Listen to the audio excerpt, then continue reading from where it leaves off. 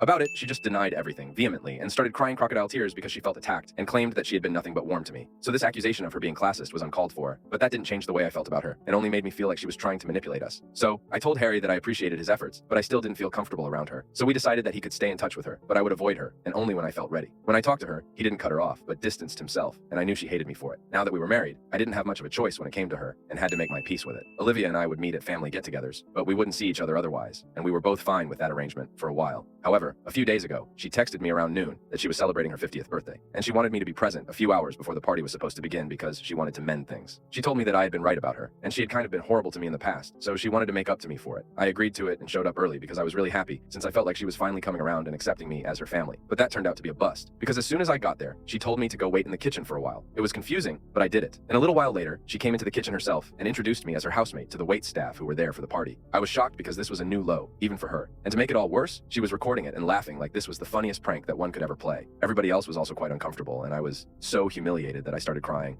I ran out of the house and got into my car so I could drive back home. I had told Harry that I was visiting Olivia, but he was busy at work, so he hadn't read that text, and he wasn't going to be at the party until it was supposed to begin. So I came back to an empty house and an empty inbox, which made me feel even more alone, and I cried myself to sleep. I woke up a couple of hours later, and Harry was finally home. By then, he was sitting beside me on the bed, furiously typing on his phone. And when I asked him why he wasn't at the party, he turned his phone towards me and showed me a video that his mother had posted. It was the video that she had recorded and had captioned it as a prank that went wrong. She cut the video off right before I started crying, so it didn't look as bad, but she still posted it only to humiliate me, and I started crying once again. Harry told me not to worry about it because he was trying his best to have it taken down, and told me that he would pull out all the stops to make sure that his mother regretted this. She wasn't replying to his messages or picking up his calls, probably because she was busy with the party, but he knew that she would call him in a while to ask why he wasn't there yet, and when she would, he promised me that he would teach her a lesson of a lifetime. He most certainly did live up to the promise because about an hour after I woke up, his mother called him, and I can't repeat exactly what he called her, but trust me, it was bad. He ended the call by promising to file a lawsuit against her for what she did to me. After he was done yelling at her on the phone, he apologized to me repeatedly for not doing enough about Olivia when I told him that I wasn't comfortable with her. I honestly didn't blame him, because back when I first brought it up with him, I made it seem like it wasn't a big deal, which is why he didn't deal with it that seriously. I also never spoke up about the other incidents that bothered me, and he isn't exactly the most attentive or observant person, so he never picked up on any of that himself either. I can't exactly blame him for not cutting his mother off, because he had no idea exactly how horrible she was capable of being. But then on the day of her party, I finally told him everything, and he was furious. He told me that I should have let him know, and I agree. I really should have. He never would have allowed this.